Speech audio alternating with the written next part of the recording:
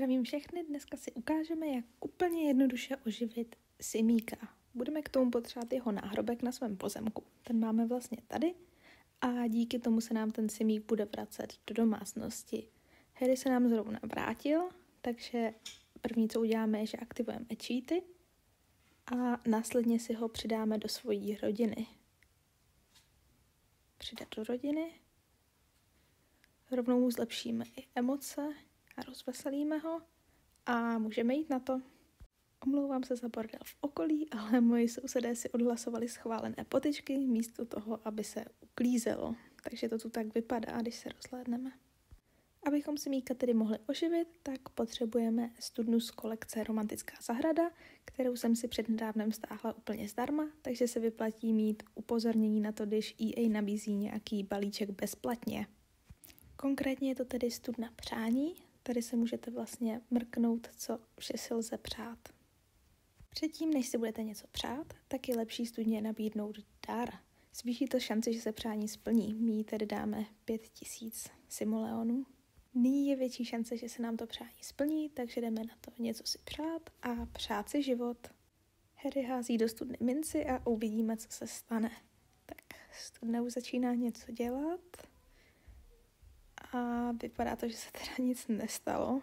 Což vůbec nevadí, protože těch přání máte neomezeně, vždycky stačí jenom chvilku vyčkat, než si budete moct přát opět něco. Vidíte, já už teďka nemám možnost si něco přát, takže budu muset čekat, až to budu moct zopakovat.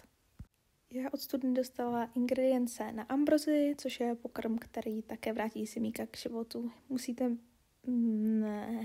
Vypadá to, že jsme dostali ambrozi, což je ta lepší varianta, protože nemusíme mít gurmánské vaření na úrovni 10 a ani všechny ostatní ingredience, takže ji pojďme sníst a uvidíme, co se stane. Tady už ji teda Harry zkouší a zrovna má v domácnosti poměrně šrumec.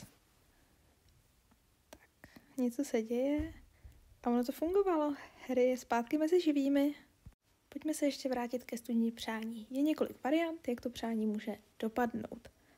Jedno z nich je, že dostanete ingredience na ambrozi, což jsem si vlastně myslela, že se stalo nám, ale nestalo.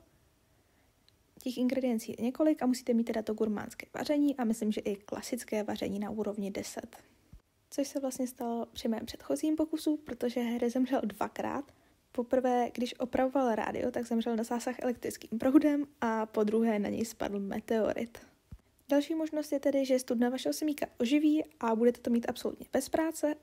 Další možnosti, o které vím, je, že studna simíka sice oživí, ale záhy zemře a bude to mít i dost negativní efekt na jeho emoce. Harry je tedy po našem úspěšném pokusu zpátky mezi živými a může si radostně užívat život se svojí rodinou.